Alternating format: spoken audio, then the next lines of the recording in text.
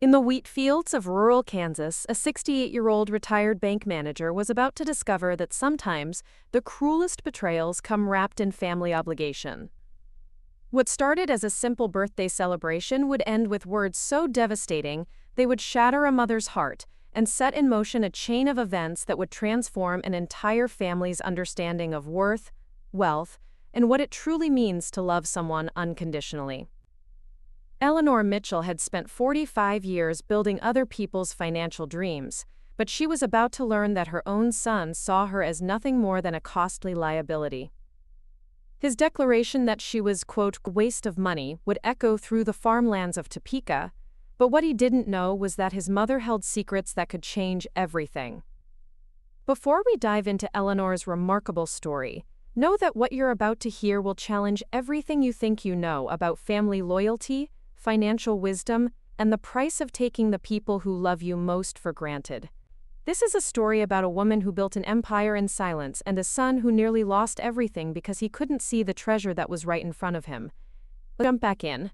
Tell us where you're tuning in from, and if this story touches you, make sure you're subscribed, because tomorrow I've saved something extra special for you. Eleanor Mitchell's weathered hands moved with practiced precision as she arranged the birthday decorations in her modest farmhouse kitchen, each streamer and balloon placed with the same meticulous attention to detail that had made her the most trusted loan officer in Shawnee County for over 4 decades. The October morning air carried the scent of harvested wheat from the surrounding fields, a reminder of the agricultural community that had shaped her entire life, first as a farmer's daughter, then as a banker, who understood that every loan approval could mean the difference between a family keeping their land or losing everything they'd worked generations to build. At 68, Eleanor possessed the kind of understated elegance that came from a lifetime of careful choices and quiet strength. Her silver hair was pinned in a neat chignon, and she wore a simple navy dress that had cost more than most people would guess, though she'd never been one to display wealth ostentatiously. The farmhouse itself reflected this philosophy, well-maintained and comfortable, but deliberately modest, giving no hint of the substantial portfolio that decades of shrewd investing and frugal living had created. Today marked her son David's 42nd birthday, and Eleanor had spent the morning preparing his favorite meal, pot roast with carrots and potatoes, cornbread made from her grandmother's recipe, and apple pie using fruit from the orchard she'd planted when David was still young enough to help her reach the higher branches. Each dish represented not just culinary tradition but emotional archaeology, layers of love and memory built up over decades of birthday celebrations, holiday gatherings, and Sunday dinners that had once been the cornerstone of their family life. The dining room table was set for 4, using the good china that had belonged to her mother, each piece carefully preserved through years of modest living, when such luxuries felt almost frivolous.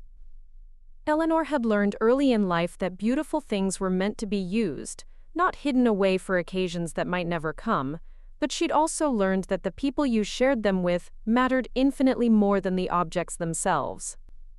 David Mitchell had been her pride and joy for over 4 decades, the golden-haired boy who'd inherited his father's easy charm and his mother's sharp intelligence, though he'd never shown much interest in applying either trait to anything requiring sustained effort.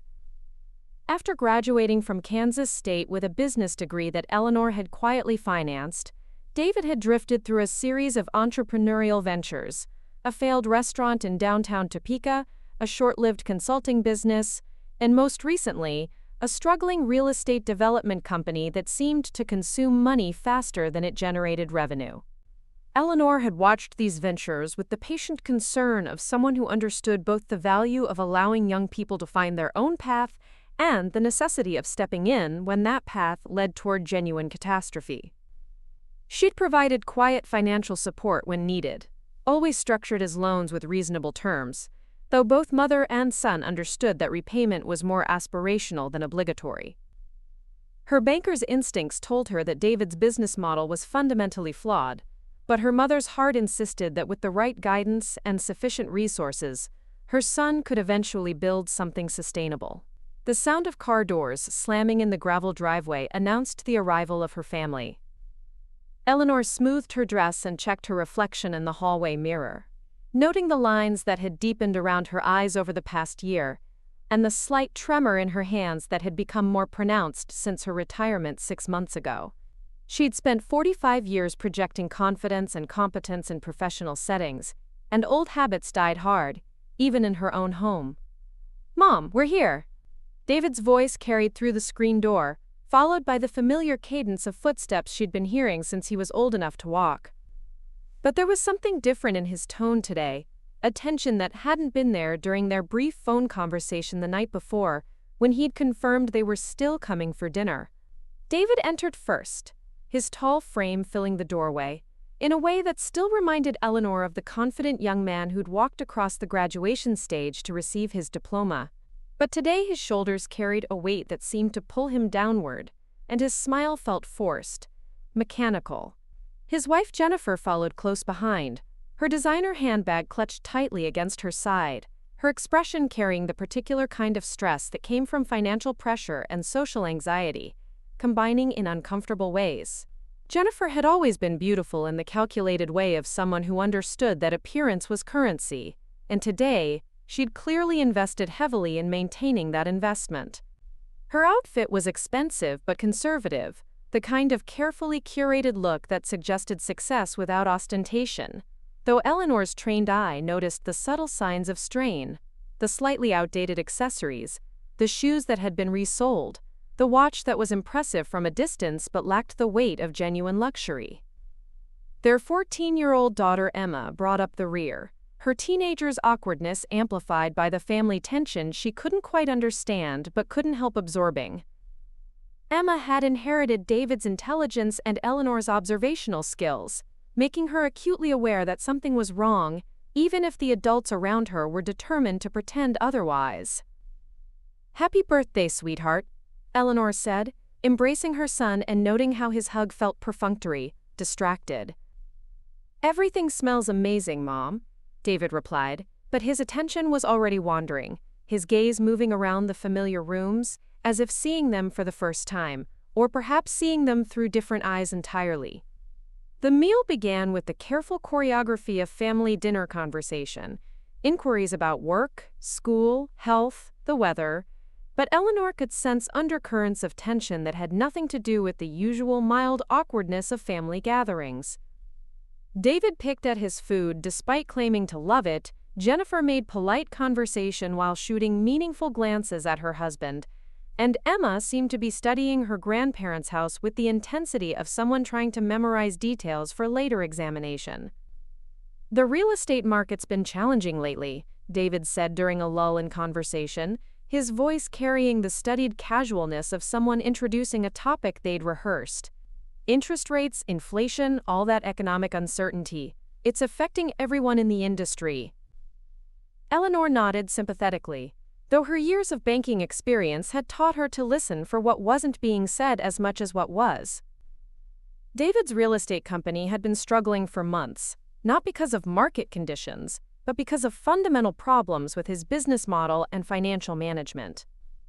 She'd quietly researched his recent projects and discovered a pattern of overextended commitments, undercapitalized ventures, and the kind of optimistic forecasting that looked impressive in PowerPoint presentations but crumbled under the weight of actual market realities. "I'm sure things will turn around," she said gently, offering him the opening to share more if he wanted to, but David seemed to retreat further into himself, his jaw tightening with the particular kind of frustration that came from feeling trapped by circumstances he couldn't control and couldn't fully admit to not understanding. It was Jennifer who finally breached the careful wall of polite conversation, her voice carrying the sharp edge of someone who'd reached the end of their patience with diplomatic niceties. "David's being modest, Eleanor. The company isn't just struggling, it's in serious trouble. We're looking at bankruptcy if something doesn't change soon." The admission hung in the air like smoke from a grease fire, impossible to ignore and carrying the acrid scent of crisis. Eleanor felt her chest tighten with the familiar combination of maternal concern and professional alarm that had guided her through countless difficult conversations with borrowers who'd waited too long to seek help. "How serious?" she asked quietly, her banker's training taking over despite the emotional stakes. What kind of timeline are we looking at? David's face flushed with the particular shade of red that indicated embarrassment wrestling with anger. It's not that bad, Mom. Jennifer's being dramatic. Yes, we're having some cash flow issues, but that's normal in real estate development. These things go in cycles. But Eleanor had heard variations of this conversation too many times over the decades to be reassured by optimistic deflection. The patterns were always the same: minimization followed by rationalization followed by desperate requests for help that came too late to be anything but stopgap measures. She'd approved loans for dozens of David's professional peers over the years, and she'd watched enough of them fail to recognize the warning signs that her son was apparently determined to ignore. Maybe we should talk about this privately, she suggested, glancing meaningfully at Emma, who was absorbing every word with the uncomfortable awareness that family financial problems inevitably became teenage stress and social embarrassment. There's nothing to talk about privately, David said, his voice rising slightly. And honestly, Mom, I'm getting tired of everyone treating my business like some kind of charity case. I'm a grown man running a legitimate company. These temporary setbacks don't require family intervention. The defensiveness in his voice told Eleanor everything she needed to know about how serious the situation had become. In her experience, the louder someone insisted they didn't need help, the more desperately they actually needed it. But she also recognized the pride that was driving his denial.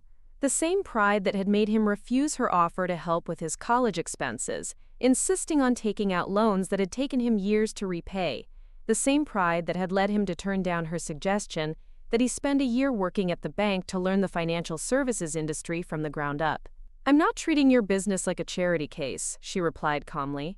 I'm offering the kind of support that families provide for each other during difficult times. That's what people who love each other do. Support, David repeated, his voice taking on a bitter edge that Eleanor had never heard before.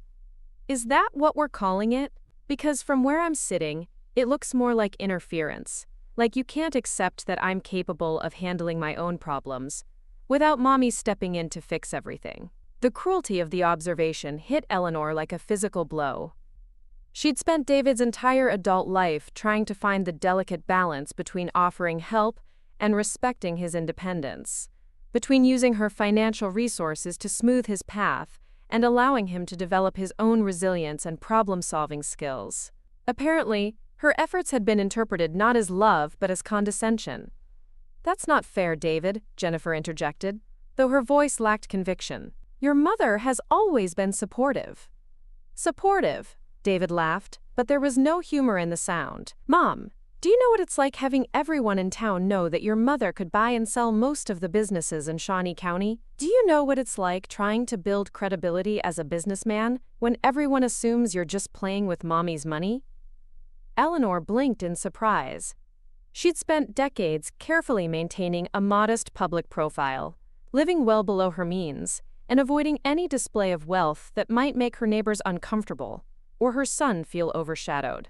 The idea that her financial success was common knowledge and that it was somehow damaging David's reputation had never occurred to her. I never told anyone about our family's financial situation, she said quietly.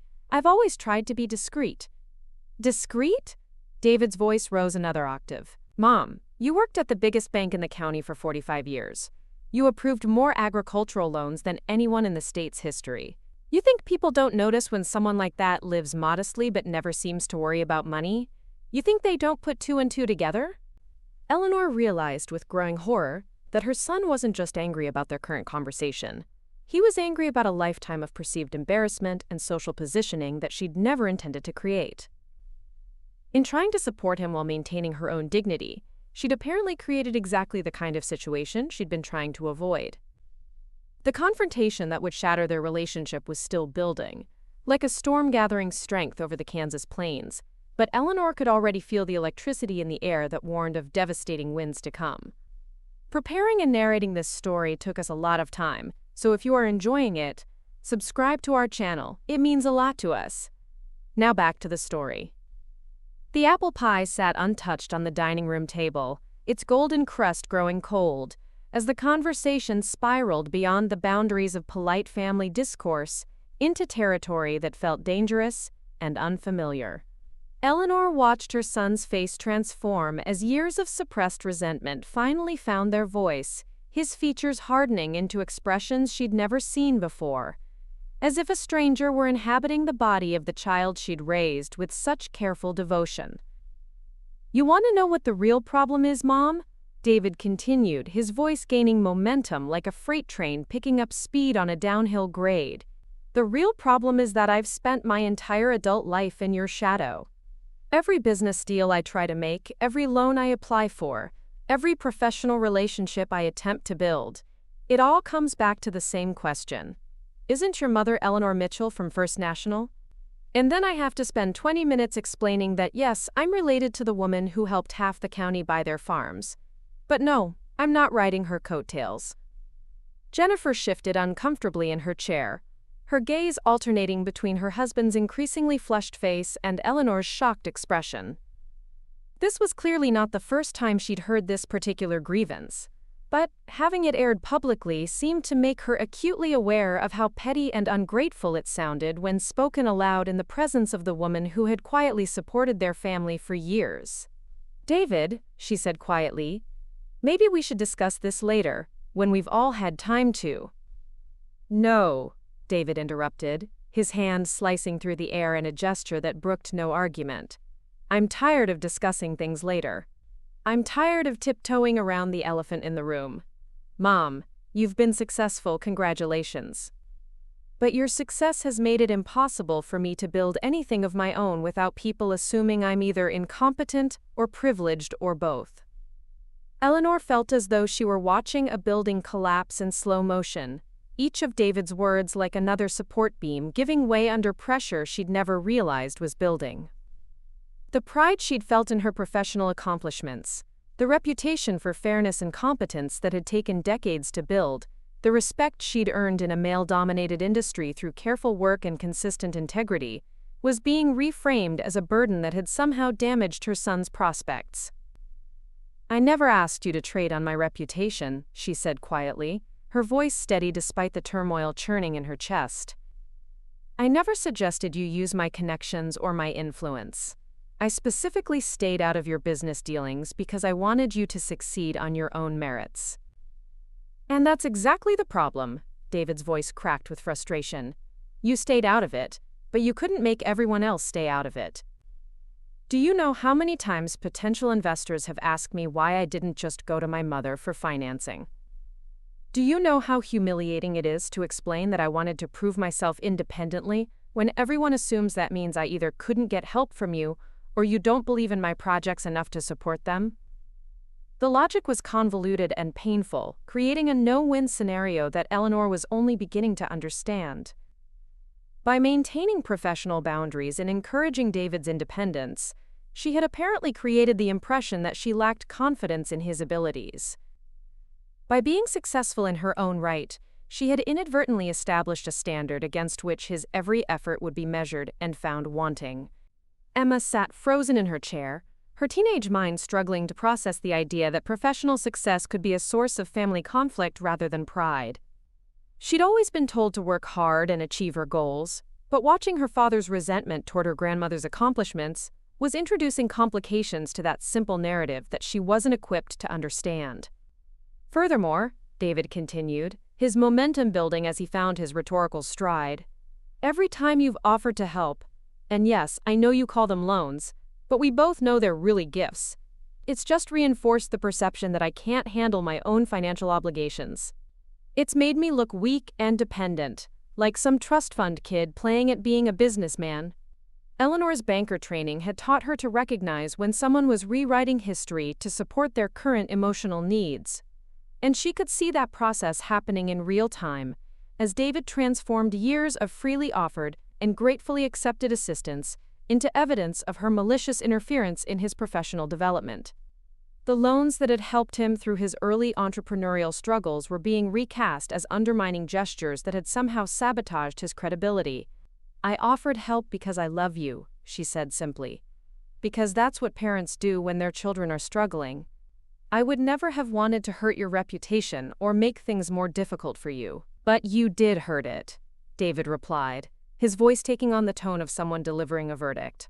And now, when my business is actually in trouble, real trouble, not just cash flow problems, the solution everyone expects is for me to run to mommy again. The bank won't extend our operating line of credit because they assume you'll bail us out if necessary. Our suppliers are getting nervous because they think we're being artificially sustained by family money instead of genuine profitability. Jennifer winced at this admission, clearly realizing that her husband had just revealed far more about their financial situation than they'd intended to share. The picture he was painting wasn't just one of temporary difficulty, but of systematic business failure, the kind of fundamental problems that couldn't be solved by short-term injections of capital. "How much trouble are we talking about?" Eleanor asked, her professional instincts overriding her personal hurt. "What kind of timeline before things become critical?" David's face flushed deeper red, but this time the color seemed to indicate embarrassment rather than anger. He glanced at Jennifer, who gave an almost imperceptible shake of her head, as if warning him away from complete honesty. "It doesn't matter how much trouble," he said finally. "What matters is that I need to handle this myself, without family interference, without everyone assuming that Eleanor Mitchell's son can't possibly fail because his mother won't let him. I need to succeed or fail on my own merits, using my own resources, making my own decisions." The declaration had the ring of noble principle, but Eleanor's experienced ear caught the hollow notes of someone trying to convince himself as much as his audience. She'd heard similar speeches from borrowers over the years, usually right before they admitted that their situation was far worse than they'd initially let on, and that their grand gestures of independence were really desperate attempts to maintain dignity in the face of impending collapse. "And if you fail?" she asked quietly. "What happens to Jennifer and Emma?" "We won't fail," David said quickly. But the speed of his response suggested he'd been asked this question before and hadn't developed a satisfactory answer. "I have a plan. There are investors interested in the Liberty Creek development.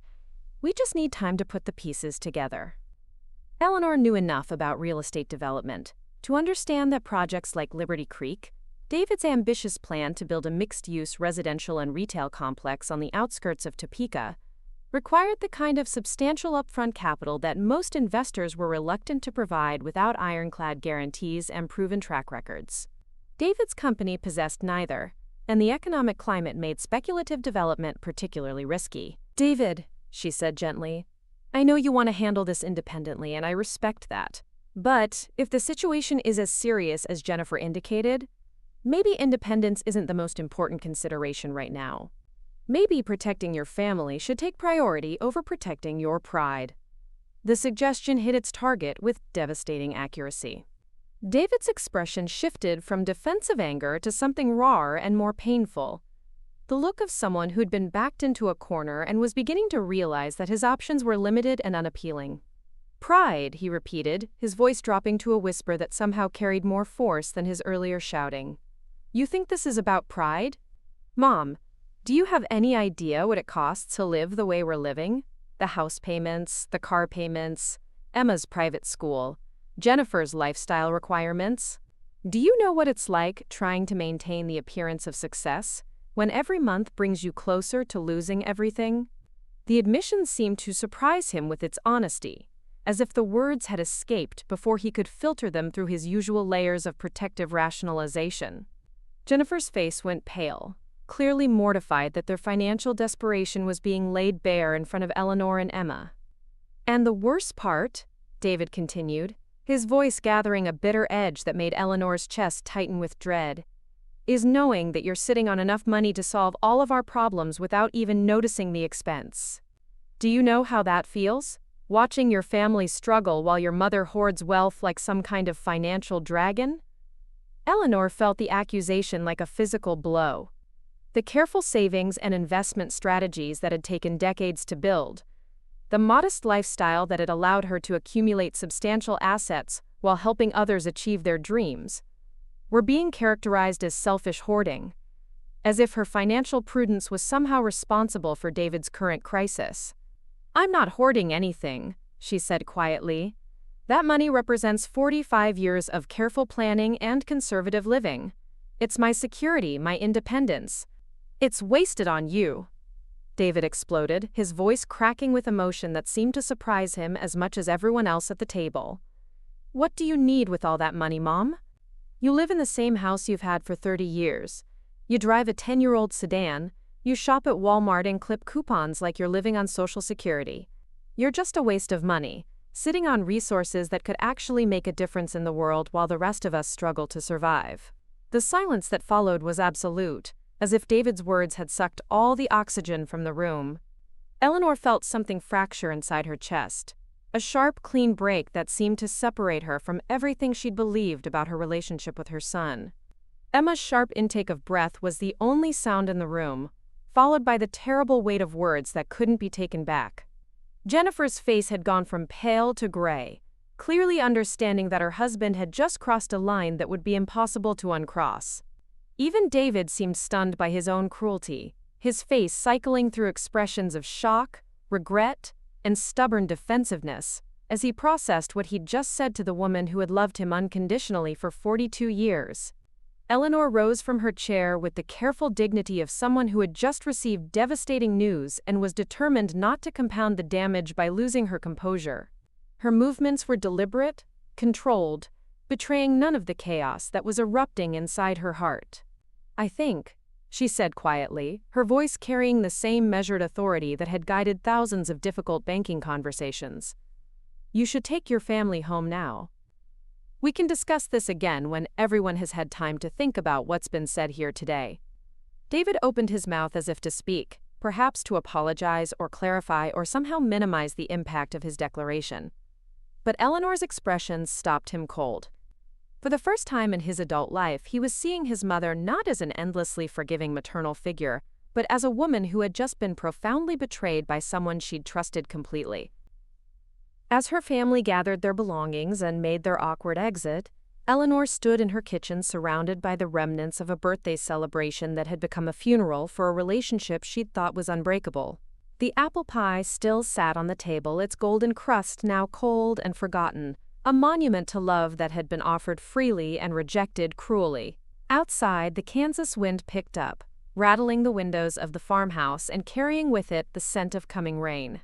Eleanor looked out at the wheat fields that stretched toward the horizon, thinking about seeds that were planted with hope and tended with care, some of which flourished, and others of which failed despite every effort to nurture them.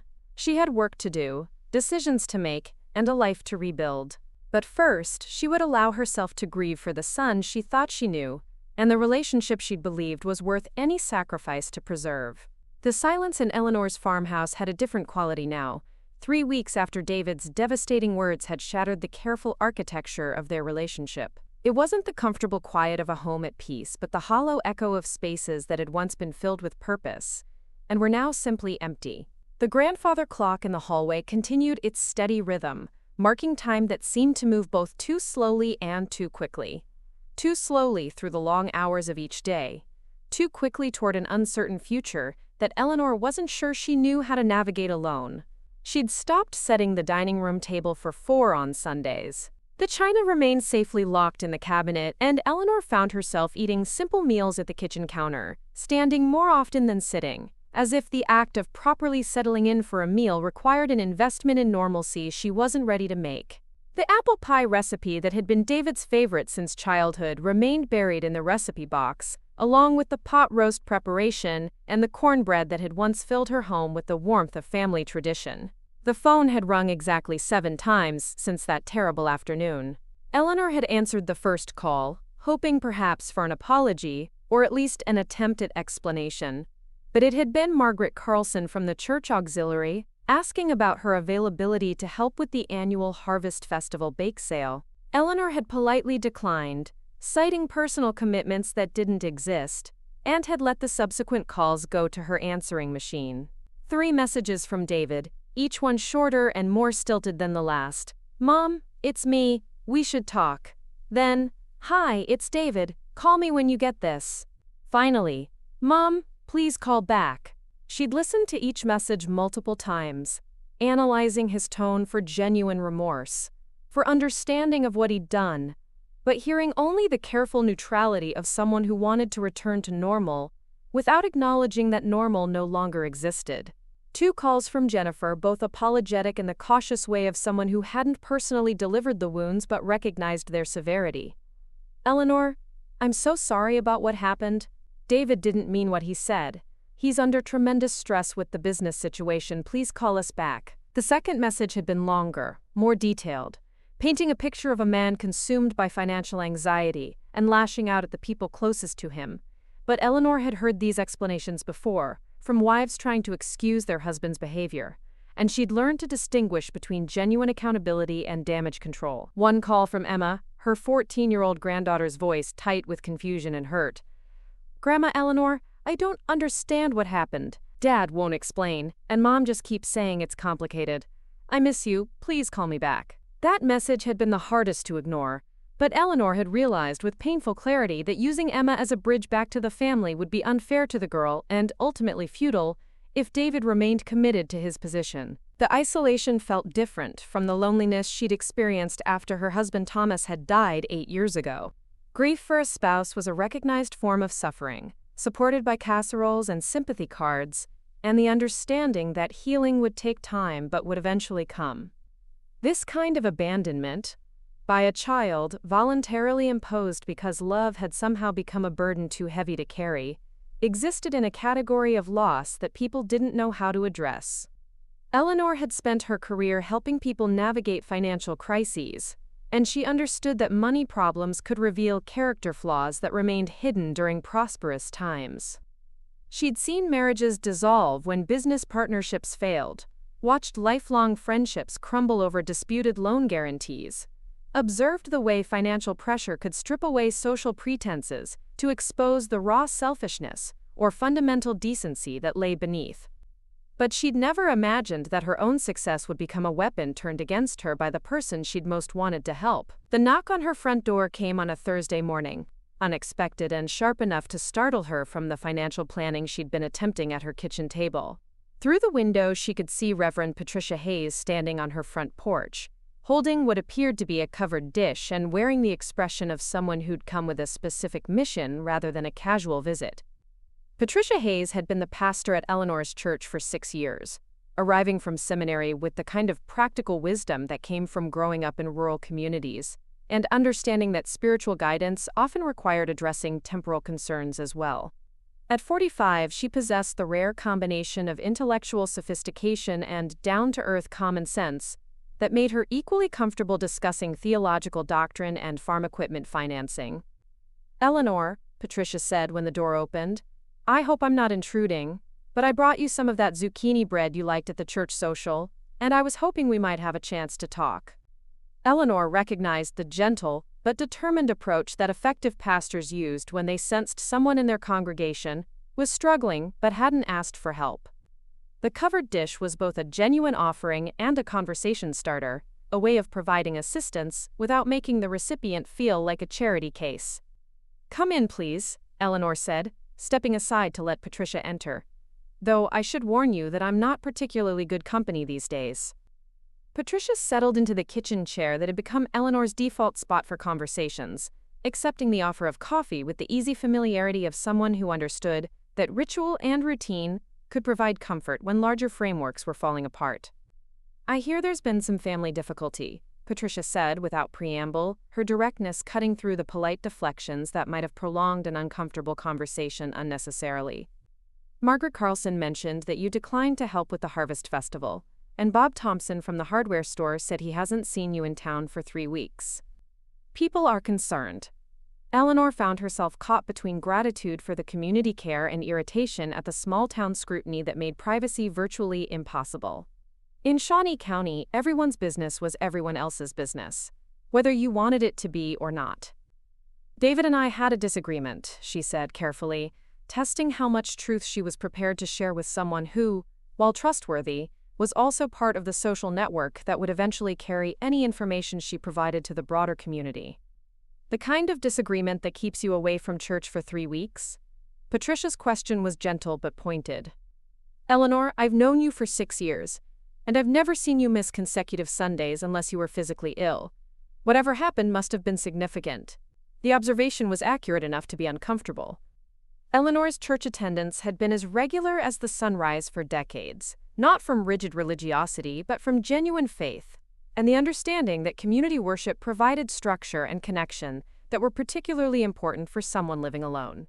He said some things that were difficult to hear, Eleanor admitted, feeling her way carefully through an explanation that would convey the seriousness of the situation without revealing details that might damage David's reputation in the community.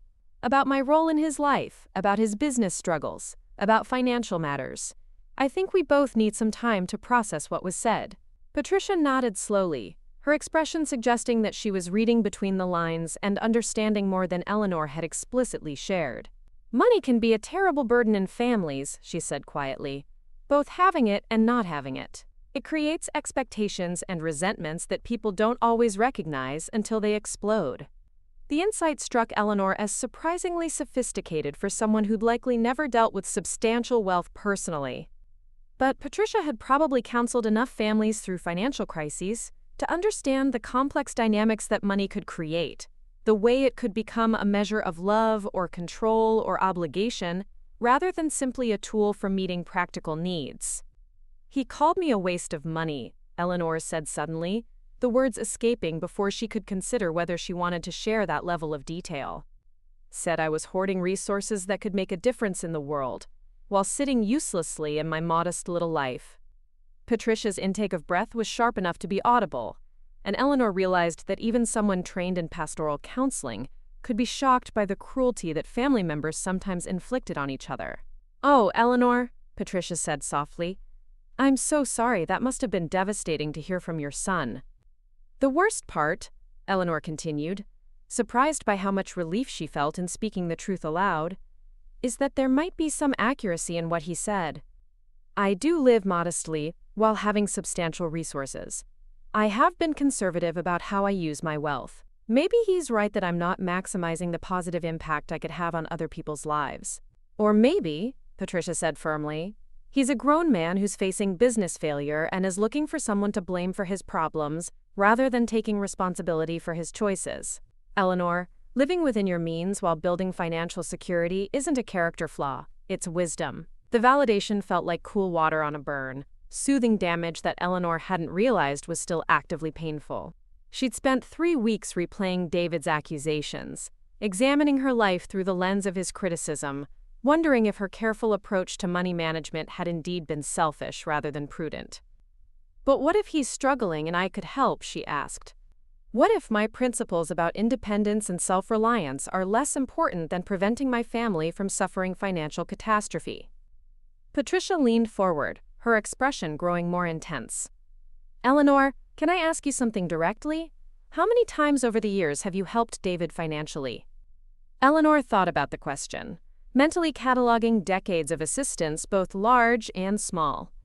College tuition, business startup costs for 3 different ventures, down payment help for their house, car loans when his credit was insufficient, bridge financing during slow periods. Probably close to $200,000 over the years, though I structured most of it as loans. And how much of that has been repaid? The answer was uncomfortable, but undeniable. Very little. David has always had good intentions about repayment, but there's always been another crisis, another cash flow problem, another reason why this wasn't the right time to honor his obligations. Patricia sat back in her chair, her expression suggesting that Eleanor's answer had confirmed suspicion she'd already formed. "So when David calls you a waste of money because you won't provide additional funding for his current crisis, he's essentially saying that you're obligated to continue subsidizing his lifestyle and business decisions regardless of his track record or attitude toward you." Put that way, David's position sounded even more unreasonable than it had felt during their confrontation. Eleanor realized that she'd been so focused on the emotional pain of his rejection that she'd lost sight of the fundamental unfairness of his demands. "I love him," she said quietly. "I've always wanted to help him succeed." "And love sometimes requires saying no," Patricia replied. "Love sometimes requires allowing people to experience the consequences of their choices rather than cushioning them from reality. Eleanor, you didn't create David's business problems, and you're not responsible for solving them." The conversation continued for another hour, covering the complexities of family obligation, the difference between helping and enabling, and the spiritual dimensions of forgiveness when the person who hurt you showed no recognition of wrongdoing. By the time Patricia left, Eleanor felt something she hadn't experienced in 3 weeks: clarity about her situation and confidence in her choices. That evening, she called David's number for the first time since their confrontation. He answered on the second ring, his voice carrying a mixture of hope and wariness. "Mom? I'm so glad you called. We need to talk about what happened." "Yes, we do," Eleanor said quietly. "David, I want you to understand something clearly. I love you, and I always will. But I will not apologize for being successful, and I will not accept being treated as a financial resource rather than a person. If you want to rebuild our relationship, it starts with you acknowledging what you said and understanding why it was wrong." The silence on the other end of the line stretched long enough that Eleanor wondered if the call had been disconnected. When David finally spoke, his voice carried a defensive edge that suggested he wasn't ready for the kind of accountability she was requiring. "Mom, I was under stress. I said things I didn't mean. Can't we just move past this and get back to normal?" "There is no normal anymore, David," Eleanor said with quiet finality. "You changed that when you decided my love was worth less than my money. If you want to change it back, you're going to have to do the work to understand what you've broken and why it mattered." She hung up before he could respond, and for the first time in 3 weeks, Eleanor Mitchell felt like herself again. The manila envelope bearing the letterhead of Henderson and Associates sat on David Mitchell's desk like a time bomb, counting down to detonation. He'd been staring at it for 47 minutes, knowing that opening it would transform his mounting suspicions about the Liberty Creek development into documented legal reality. The October afternoon sun slanted through his office windows, casting long shadows across financial projections that had become exercises in wishful thinking rather than business planning. His construction trailer, parked on what should have been a bustling development site, felt more like a bunker now, isolated, defensive, surrounded by evidence of ambitions that had outstripped his ability to deliver. Through the window, he could see the concrete foundations that had been poured 6 months ago, now cracked and settling unevenly because he'd cut corners on soil preparation to save money he didn't have. The irony wasn't lost on him that his mother, with her decades of experience in agricultural lending, would have spotted the geological problems immediately if he'd been willing to swallow his pride and ask for her expertise. The phone had been ringing steadily for 2 hours, calls he couldn't bring himself to answer because he knew what they would contain: demands for payment from subcontractors, questions from investors about missed deadlines, and increasingly urgent inquiries from the bank about his equipment loans. Each unanswered call represented another relationship strained beyond repair, another bridge burned in service of maintaining the illusion that Mitchell Development was a going concern rather than a house of cards collapsing in slow motion. Jennifer had stopped asking about the business 3 days ago, after he'd snapped at her for suggesting they might need to consider alternative arrangements for Emma's education. The private school tuition that had once seemed like a reasonable investment in their daughter's future now felt like a monthly reminder of how far their lifestyle had exceeded their actual income. But admitting that would require acknowledging that the success he'd projected to friends, neighbors, and business associates was largely fictional.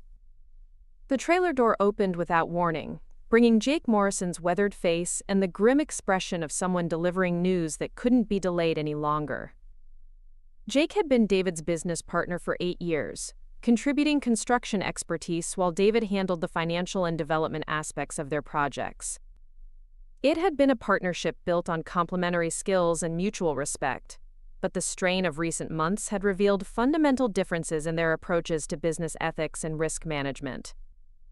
"The Henderson lawyers called," Jake said without preamble, settling his bulk into the folding chair that served as the trailer's only guest seating. "They want a meeting tomorrow morning to discuss the structural issues.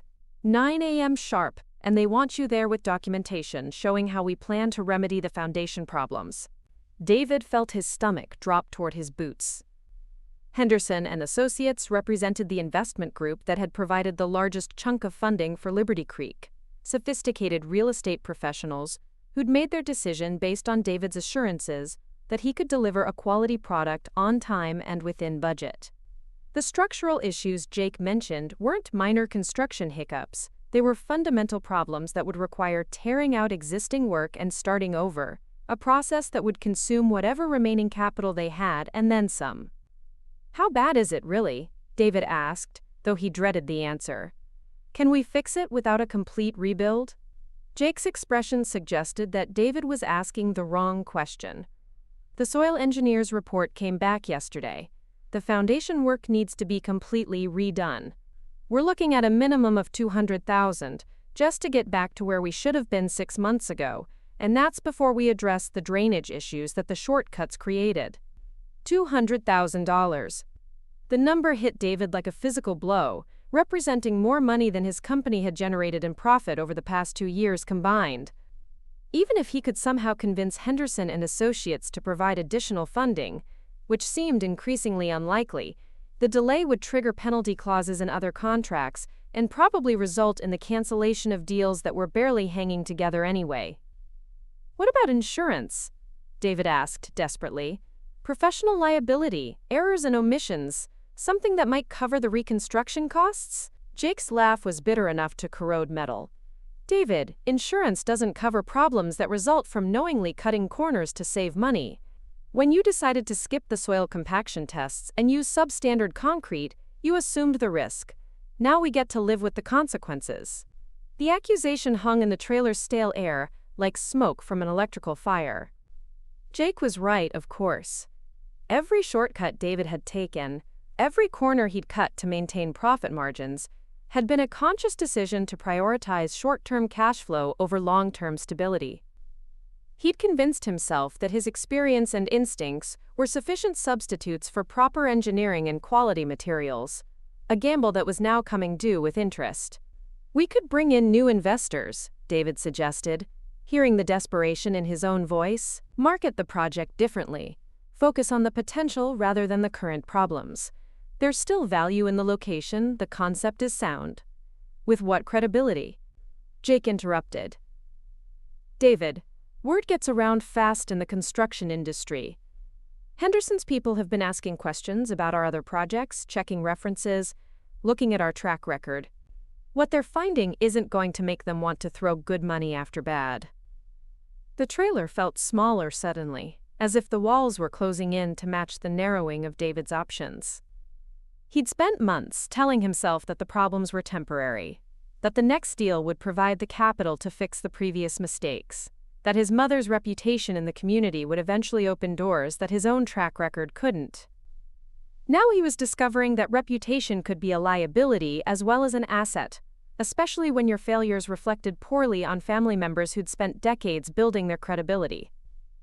"There's something else," Jake continued, his voice dropping to the tone people used when delivering terminal diagnoses. "Jennifer called me yesterday. She wanted to know if there was any way to protect your personal assets if the business goes under. She's been talking to lawyers about liability protection." The information hit David like cold water, washing away whatever illusions he'd maintained about keeping his family insulated from his business problems. Jennifer's inquiries about asset protection meant she understood that their house, cars, and savings accounts were all potentially at risk if Mitchell Development couldn't meet its obligations. It also meant she was planning for a future that didn't include the lifestyle they'd worked years to achieve. "What did you tell her?" David asked quietly. "I told her the truth. That we're personally guaranteed on most of the major loans, that the business assets won't cover what we owe, and that unless we find a miracle in the next 30 days, we're looking at personal bankruptcy." Personal bankruptcy. The phrase seemed to echo in the trailer's confines, carrying with it the weight of social stigma and professional ruin that would follow David for years. In a community like Shawnee County, business failure was often seen as a character flaw rather than an unfortunate circumstance, especially when it involved projects that had been heavily promoted and publicly supported. "Maybe it's time to consider other options," Jake said carefully. "Your mother has resources, connections, experience in exactly these kinds of situations. I know things are complicated between you two right now, but family is family. Sometimes pride is a luxury we can't afford." The suggestion felt like salt in an open wound. 3 weeks had passed since David's confrontation with his mother. 3 weeks during which his business situation had deteriorated, while his personal relationships remained frozen in the aftermath of words that couldn't be taken back. The idea of approaching Eleanor now, hat in hand and desperate for the financial salvation he'd once rejected, felt like the ultimate admission of failure. "She won't help," David said, though he wasn't entirely certain that was true. "I burned that bridge pretty thoroughly." "Did you? Or did you just say some things you regret while under pressure?" Jake's voice carried the patience of someone who'd watched family members reconcile after saying terrible things to each other. "David, I've known your mother for 15 years. She's tough, but she's not vindictive. She loves you, even if she's angry right now." Love. The word felt foreign in the context of David's current reality. Over the past month, love had become just another resource to be calculated and deployed strategically, rather than a foundation that could be counted on, regardless of circumstances. Eleanor's love had always been the one constant in his life, the unconditional support that allowed him to take risks and pursue dreams that might not work out. Now he was discovering what life looked like without that safety net, and the view was terrifying. His phone buzzed with a text message from Jennifer. "Emma's school called. Tuition payment is overdue. They need payment by Friday or she'll be withdrawn from classes." Friday. 3 days to find money he didn't have for an obligation he couldn't meet, involving the daughter whose future he'd promised to secure through the success that was now evaporating, like morning dew in Kansas sunshine. Emma's education had been one of the non-negotiable elements of their family planning, the investment that would provide opportunities David and Jennifer had never had, the tangible proof that their sacrifices and ambitions were worthwhile. "Jake," David said quietly, "if I wanted to approach my mother about helping with the business situation, how would you suggest I do it?" Jake's expression suggested he'd been waiting for this question for weeks. "Honestly, with complete transparency about how bad things are, genuine remorse for what you said to her, and a realistic plan for how her investment would be protected and repaid." Your mother isn't stupid, David.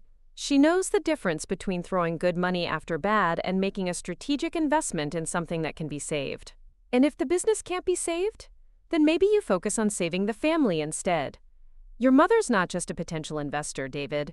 She's Emma's grandmother and Jennifer's mother-in-law and the woman who raised you to be better than you've been lately. Maybe it's time to remember that some relationships are worth more than your pride.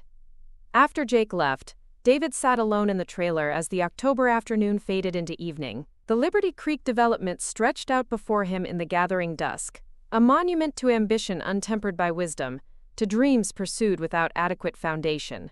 In the distance, the lights of Shawnee County began to twinkle on, each one representing a family, a home, a life built on more solid ground than he'd managed to achieve.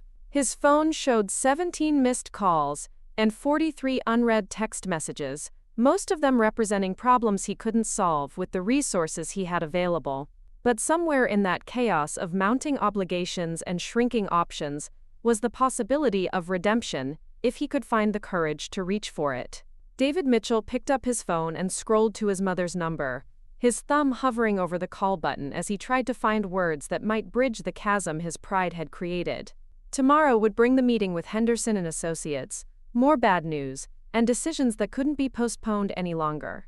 Tonight, he would discover whether love could survive the collision between desperate need and wounded pride, and whether the foundation his mother had built through decades of patient devotion was stronger than the structures he'd managed to destroy through months of careless ambition.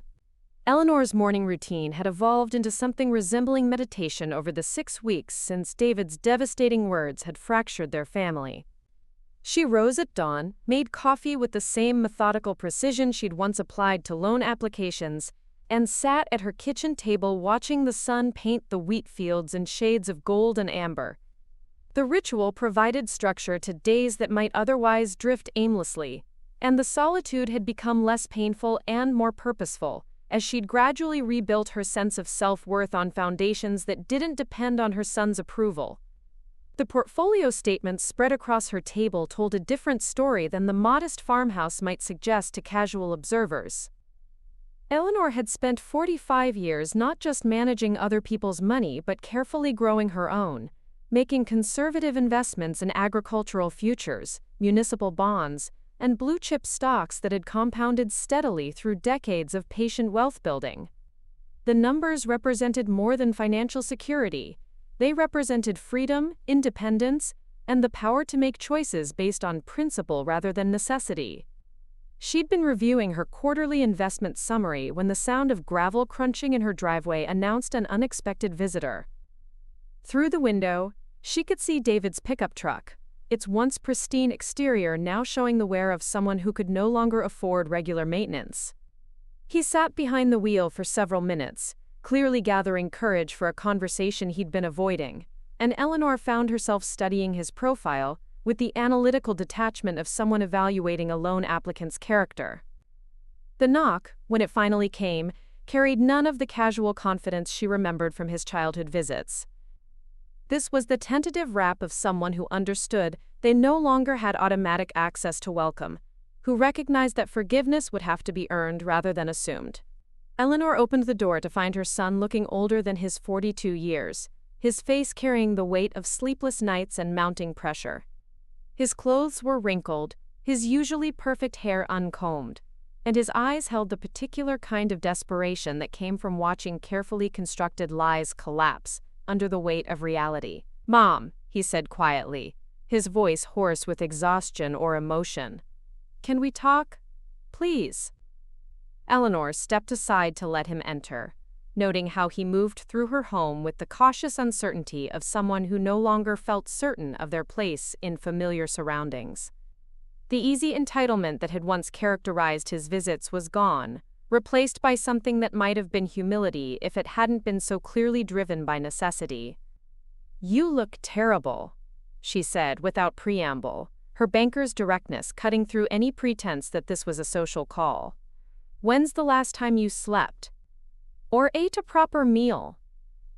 David's laugh was hollow, devoid of any genuine humor. "Sleep's been pretty elusive lately. Food, too, actually. Hard to have an appetite when your entire world is falling apart." Eleanor gestured toward the kitchen table, noting how David's gaze lingered on the financial documents she'd been reviewing.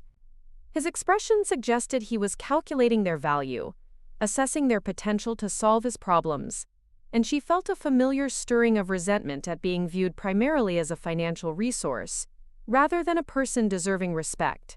"Tell me about the business," she said, settling into her chair with the professional demeanor that had guided thousands of difficult banking conversations. "All of it.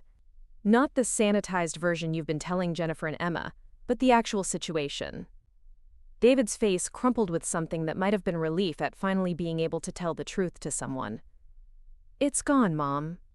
The Liberty Creek project is dead, the investors are threatening lawsuits, and Jake thinks we'll be in personal bankruptcy within 30 days, unless we can come up with $200,000 to cover the immediate liabilities." The admission seemed to drain him physically, as if holding the lies together had required tremendous energy that was now suddenly available for other purposes. Eleanor had suspected the situation was serious, but the scope of the financial catastrophe was worse than even her pessimistic projections had suggested. "How much are you personally guaranteed for?" she asked, pulling out a notepad with the same methodical approach she'd once used to document loan applications. "Everything. The equipment loans, the construction credit line, the material supplier agreements. We thought the project was solid, so personal guarantees seemed like reasonable risk." David's voice carried the bitter wisdom of someone who'd learned too late that confidence wasn't a substitute for competence. Eleanor worked through the numbers with practiced efficiency, calculating debt-to-asset ratios and assessing the timeline for various collection actions.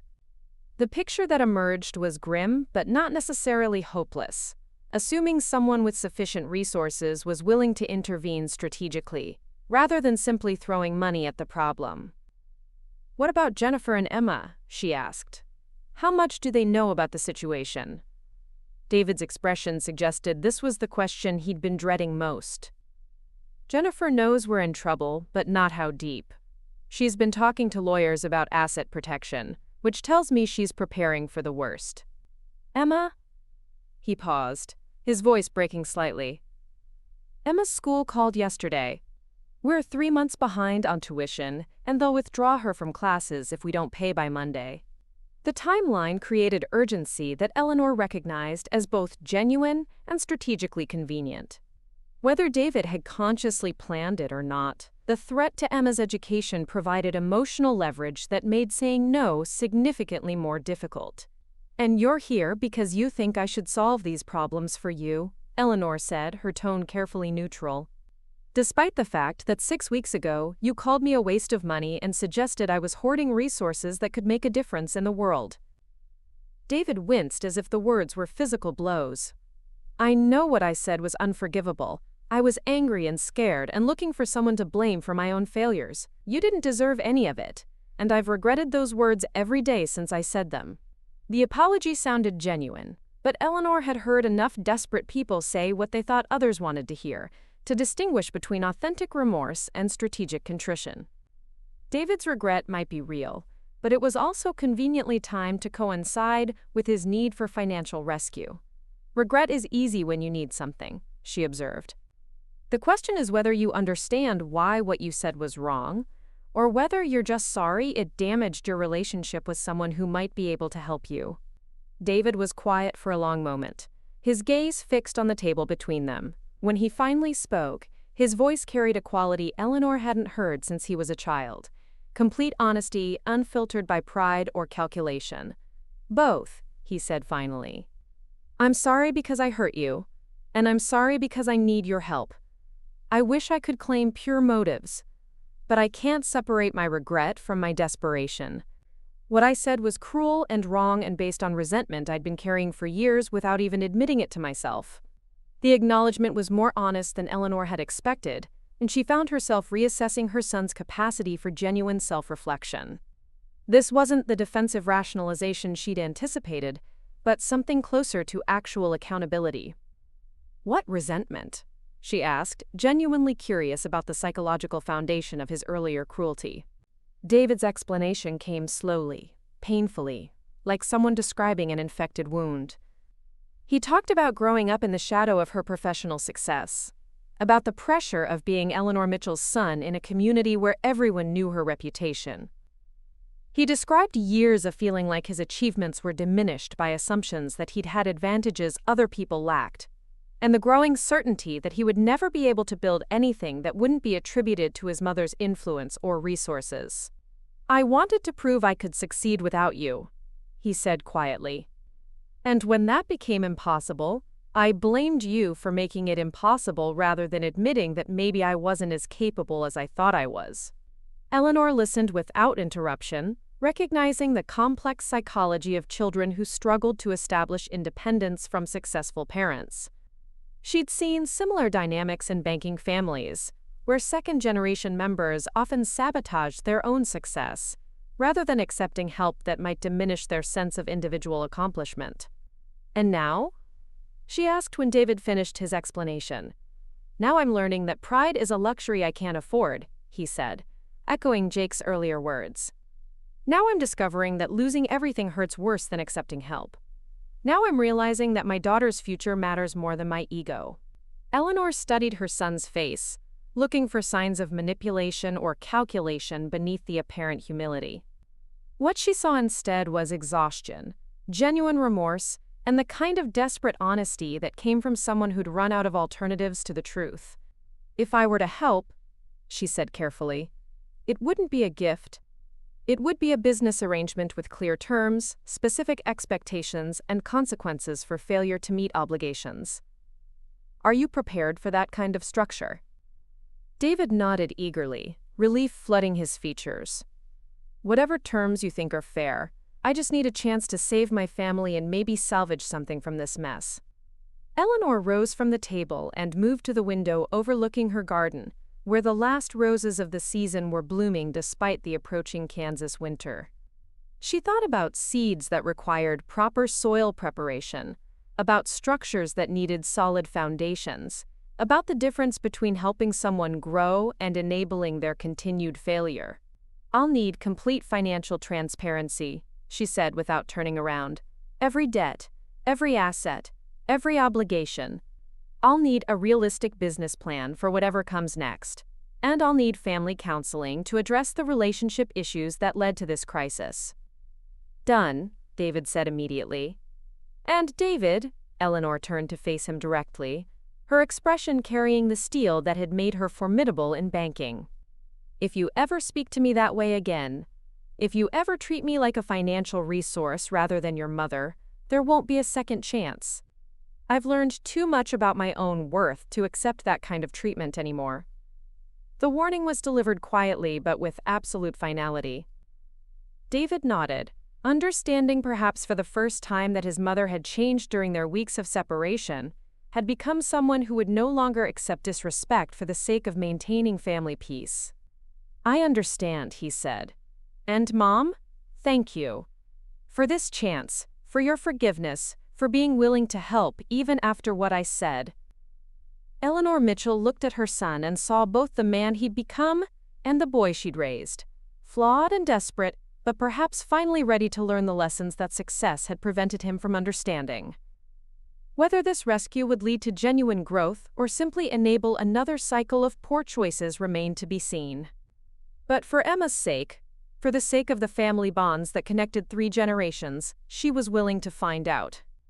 The conference room at First National Bank felt different from the customer side of the mahogany table. Eleanor had spent countless hours in this same space over 4 decades, but always as the banker evaluating someone else's financial future. Now she sat across from Robert Hendricks, the current bank president who had been her protege 15 years earlier, watching him review the loan documentation she'd requested with the meticulous attention to detail she'd taught him during his early career.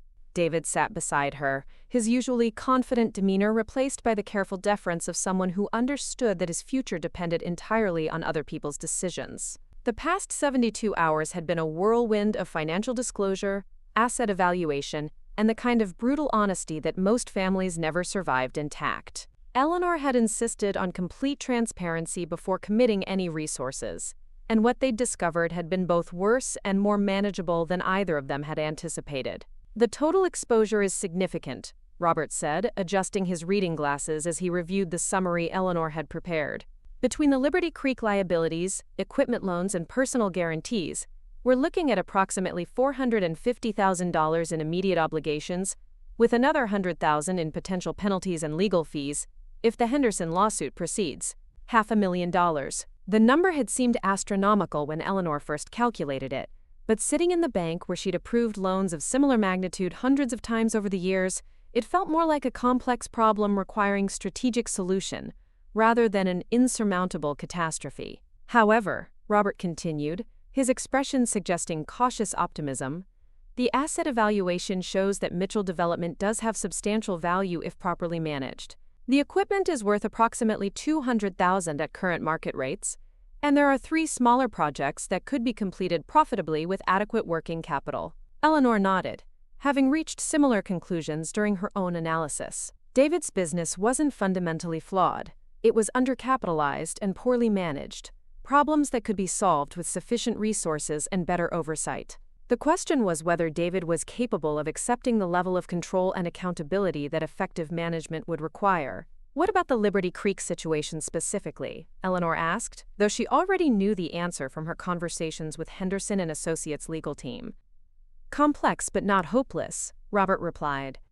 If the foundation work is completely redone to proper specifications, and if the drainage issues are addressed correctly, the project could still be viable. The location is excellent, the market demand exists, and the preliminary sales commitments are still valid. But it would require substantial additional investment, and probably 18 months longer than originally projected. David shifted uncomfortably in his chair, clearly struggling with the implication that his project could succeed if someone else was managing the finances. Eleanor recognized the expression. It was the same look she'd seen on dozens of borrowers' faces when they realized that obtaining help would require surrendering control over decisions they'd been making independently. The loan structure Mrs. Mitchell has proposed is unusual, Robert continued, pulling out the documentation Eleanor had drafted with her attorney the previous evening. It's technically a commercial loan to Mitchell Development, but with personal guarantees that flow upward to the borrower rather than downward from the business owner. I've never seen anything quite like it. Eleanor had spent considerable time crafting the financial architecture that would protect her interests, while giving David the resources he needed to rebuild his business. Rather than simply providing money and hoping for the best, she'd structured the arrangement as a formal loan, with her holding primary security interests in all business assets and requiring her approval for any expenditure over $5,000. "It ensures accountability," she said simply. "David gets the capital he needs to continue operating, but major decisions require consultation with someone who has relevant experience and a financial stake in the outcome. It also means I can't make the kinds of mistakes that got me into this situation," David added, his voice carrying a mixture of gratitude and resignation. "Mom basically becomes my business partner whether I like it or not." The arrangement had been David's suggestion, proposed during one of their marathon financial planning sessions, as they'd worked through the implications of Eleanor's assistance. He'd recognized that his own judgment had proven unreliable under pressure, and that accepting oversight was probably the only way to ensure that her investment wouldn't simply delay inevitable failure by a few months. "The personal conditions are equally comprehensive," Robert observed, turning to the second section of the documentation: family counseling, monthly financial reporting, and what appears to be a structured relationship rebuilding program. "Mrs. Mitchell, this is more detailed than most custody agreements." Eleanor felt her cheeks warm slightly, aware that the non-financial requirements she'd insisted upon might seem excessive to someone who hadn't experienced the depth of David's betrayal. But the lessons of 45 years in banking had taught her that money problems were usually symptoms of character problems, and that lending money without addressing underlying behavior patterns was simply expensive charity rather than effective assistance. "The relationship issues that led to this crisis need to be addressed," she said firmly. "Otherwise, we'll find ourselves back in this same situation in 2 or 3 years, except with more money lost and more damage done to family bonds." The family counseling requirement had been Jennifer's idea, surprisingly enough. When Eleanor had insisted on meeting with David's wife to discuss the family dynamics that had contributed to their financial problems, Jennifer had admitted that she'd been pushing David to maintain lifestyle standards that exceeded their actual income, and that she'd encouraged his resentment toward Eleanor's success because it made her own social anxieties feel more justified. "I know I've been part of the problem," Jennifer had said during their difficult but productive conversation 2 days earlier. "I wanted the life I thought we deserved, and I convinced myself that David's mother was somehow standing in the way of that, rather than trying to help us achieve it. We need professional help to understand how we got to this point and how to do better." Dr. Margaret Thornton, the family therapist they'd selected, had been practicing in Topeka for 20 years and specialized in helping families navigate financial crises. Her initial assessment had been blunt but encouraging. The Mitchell family dysfunction was serious, but not irreparable, assuming all parties were committed to honest communication and behavioral change. "The counseling sessions will address both individual issues and family dynamics," Eleanor explained to Robert. "David needs to understand why he's consistently made poor financial decisions under pressure. Jennifer needs to examine her relationship with money and status. And I need to learn how to help without enabling, how to set boundaries without destroying relationships."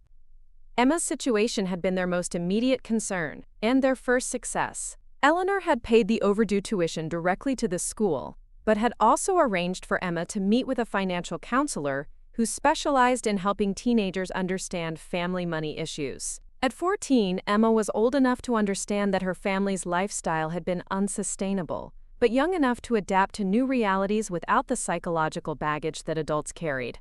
"Grandma Eleanor explained everything to me," Emma had said during their first family meeting with Dr. Thornton.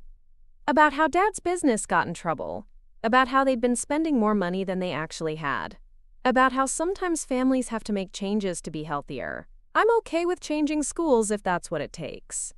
I just want everyone to stop being angry and scared all the time." Her maturity had been both inspiring and heartbreaking, evidence that children often adapted to crisis more successfully than the adults who created it. Eleanor had decided that Emma's private school tuition would continue, not as a gift to David and Jennifer, but as a direct investment in her granddaughter's education that would be structured as a separate agreement with clear expectations about academic performance and family responsibility. "The timeline for compliance is aggressive," Robert noted, reviewing the implementation schedule Eleanor had developed. "Monthly financial reviews, weekly counseling sessions for the first 3 months, daily operational oversight for the business." David, you realize this essentially puts your mother in charge of your professional and personal life for the foreseeable future. David nodded slowly, his expression suggesting he'd spent considerable time wrestling with the implications of Eleanor's requirements. It does. And 6 months ago, I would have rejected these terms as insulting and controlling.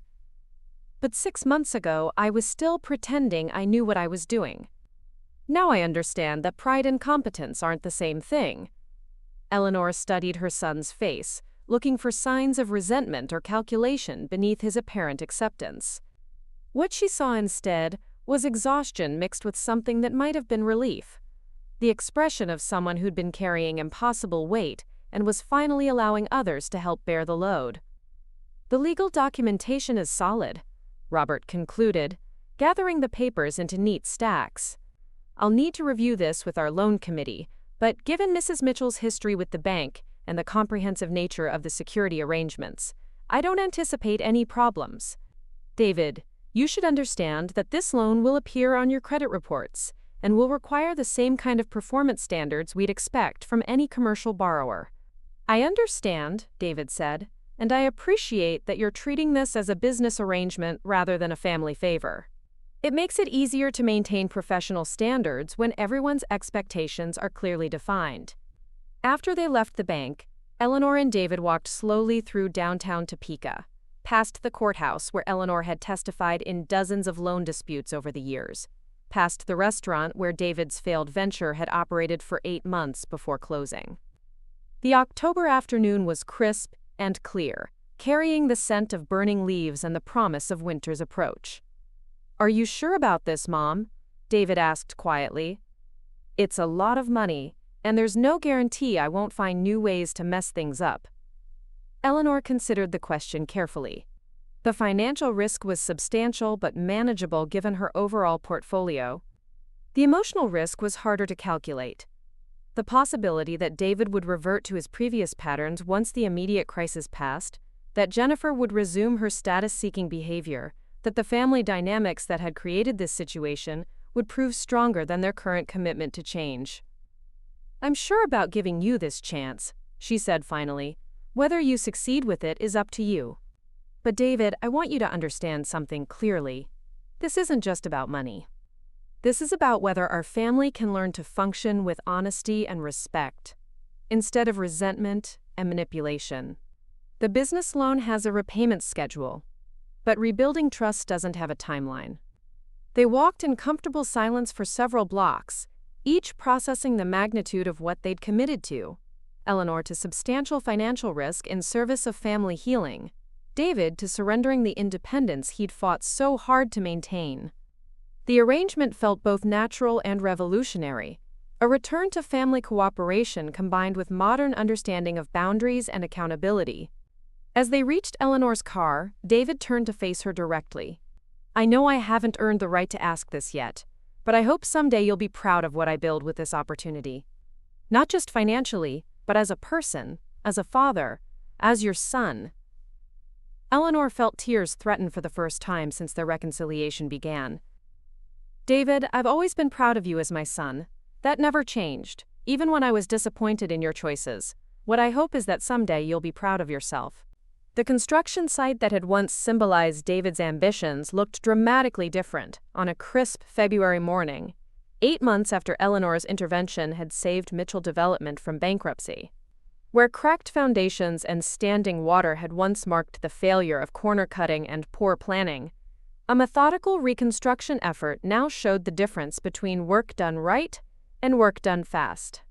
Eleanor stood beside the newly installed drainage system, her breath visible in the cold air, as she reviewed the morning progress report with Jake Morrison.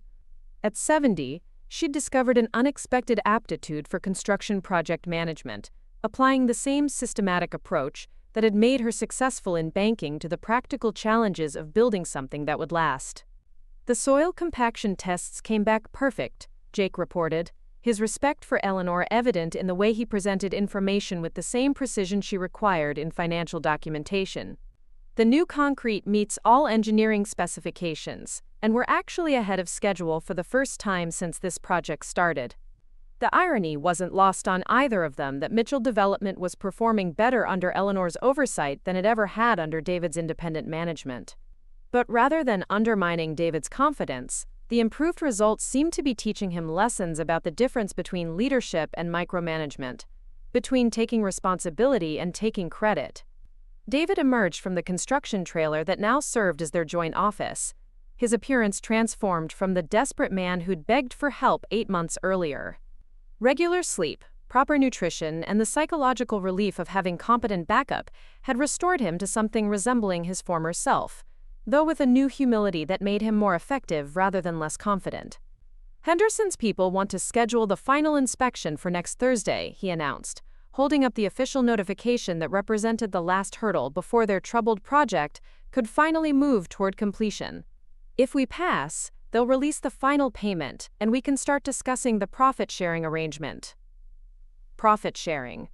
The concept still felt revolutionary after months of operating in crisis mode, but the numbers were undeniable.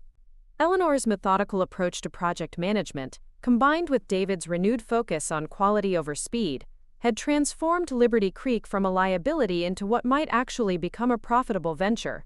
The transformation hadn't been easy or automatic. The first 3 months had tested everyone's patience as David struggled to accept oversight, and Eleanor learned to distinguish between helpful guidance and controlling interference. Dr. Thornton's weekly family sessions had provided a safe space to work through the inevitable conflicts that arose when strong personalities tried to establish new patterns of cooperation. "David's learning curve has been steep," Dr. Thornton had observed during one of their October sessions, "but he's demonstrating genuine behavioral change." The defensive reactions that characterized his early responses to feedback have largely disappeared, replaced by what appears to be authentic receptiveness to different perspectives. Eleanor had appreciated the clinical validation of what she was observing herself, her son gradually becoming someone who could accept help without feeling diminished, who could admit mistakes without defensive rationalization, who could participate in collaborative decision-making without constantly asserting his authority or independence. Jennifer's transformation had been equally dramatic, but different in character. The woman who had once measured family success by external appearances and social positioning had embraced a lifestyle based on financial reality rather than aspirational spending. Their new home, a comfortable but modest 3-bedroom house that fit their actual income, had become a source of pride rather than embarrassment, as Jennifer discovered the peace that came from living within their means. "I spent 15 years trying to prove we belonged in social circles we couldn't afford," Jennifer had admitted during one of their family dinners at Eleanor's house, a monthly tradition that had replaced the formal birthday celebrations that had once ended in disaster. "I convinced myself that David's mother's success was somehow preventing us from achieving our own version of that success, when really I was just afraid that people would think we weren't good enough." Emma's adaptation had been the most remarkable of all. At 15 now, she'd not only accepted her family's financial changes but had embraced them with the practical wisdom that sometimes emerged from teenagers who'd witnessed adult crisis and recovery. Her grades had improved significantly since the family's stress had decreased, and she'd developed a genuine interest in both banking and construction through her involvement in family business discussions.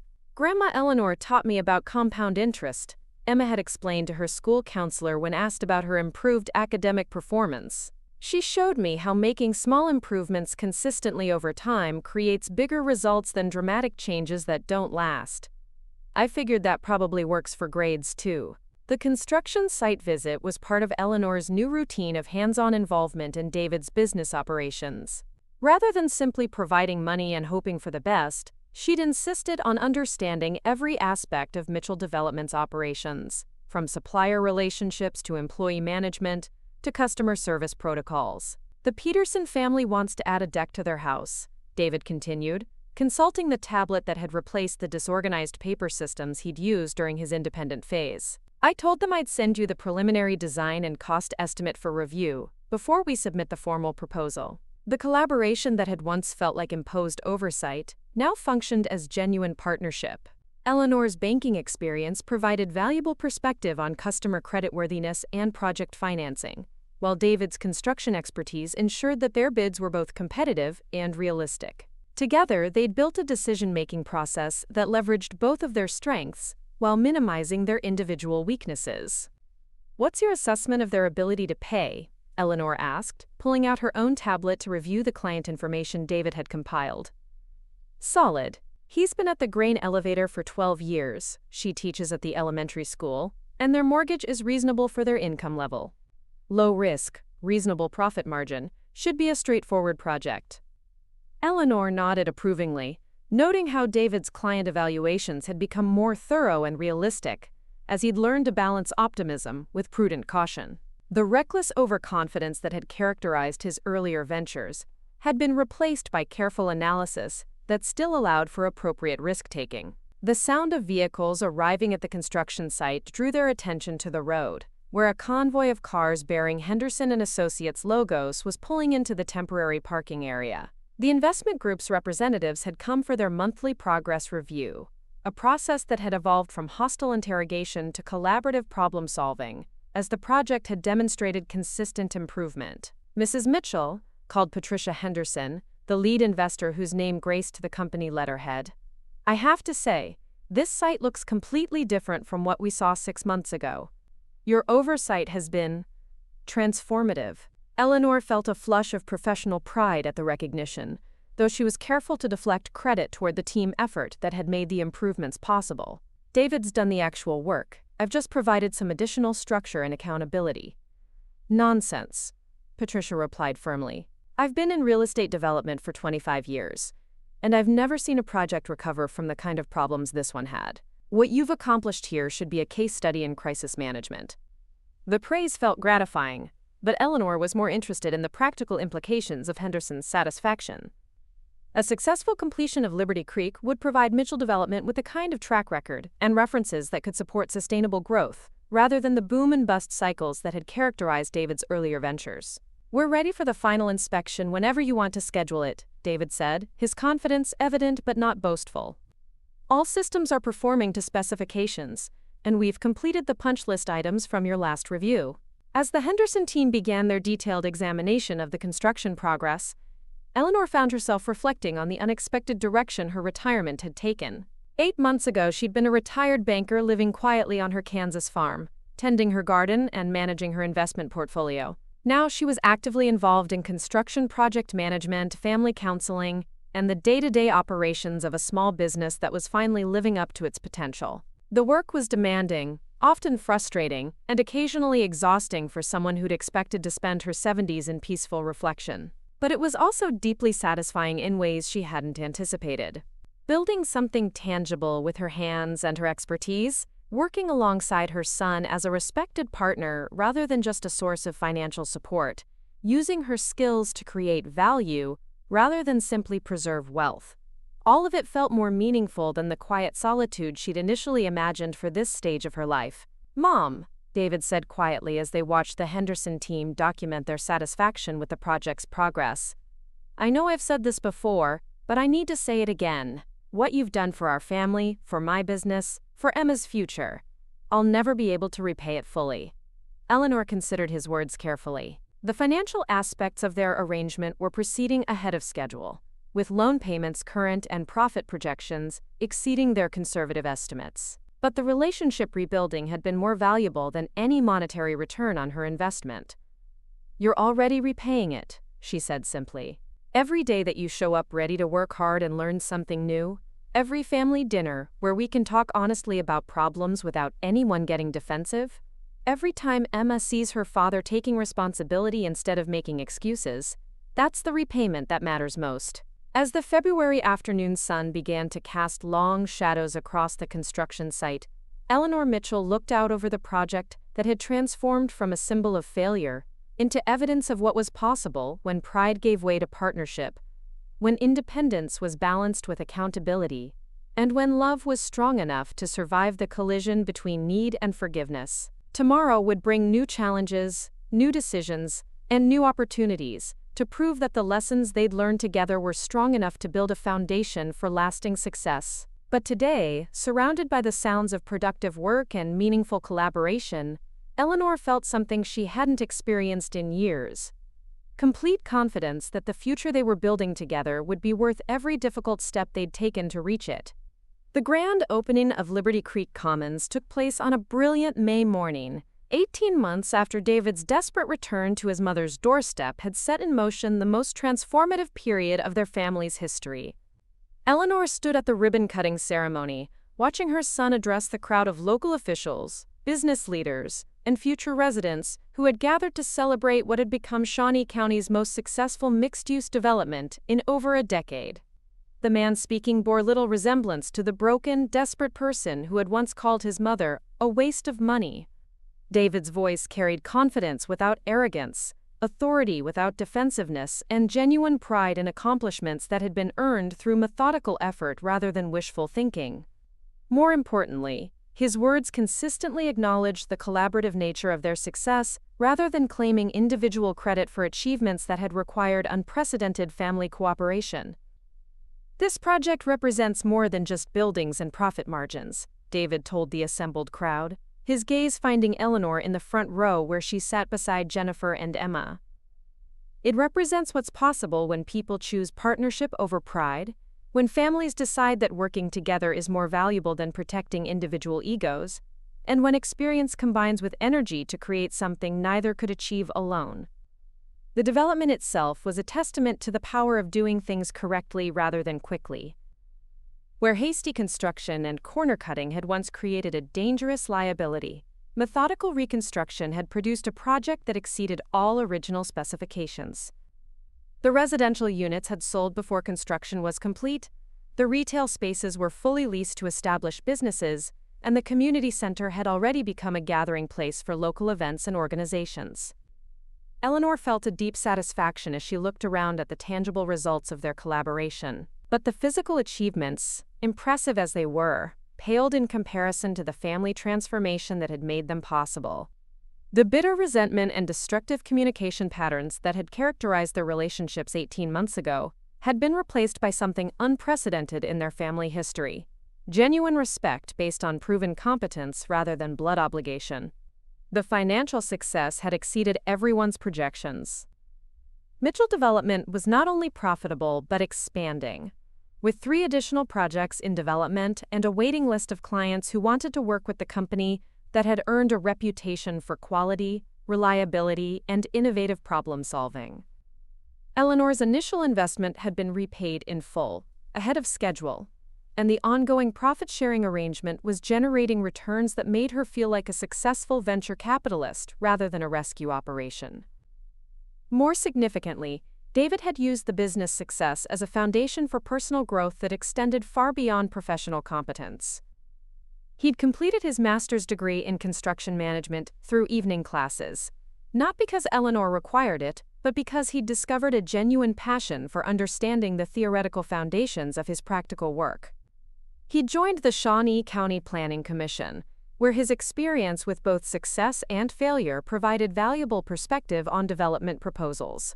And he'd become a mentor to other young entrepreneurs, sharing hard-won wisdom about the importance of proper planning, adequate capitalization, and the courage to ask for help before crisis became catastrophe. Jennifer's transformation had been equally remarkable but different in character. The woman who had once measured success by social positioning and material acquisition had discovered profound satisfaction in financial authenticity and community contribution.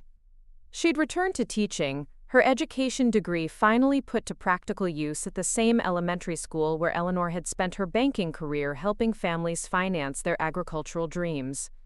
Her work with struggling students from low-income families had given her life a purpose that designer handbags and country club memberships had never provided. "I spent so many years trying to look successful that I forgot to actually become successful," Jennifer had reflected during one of their recent family dinners.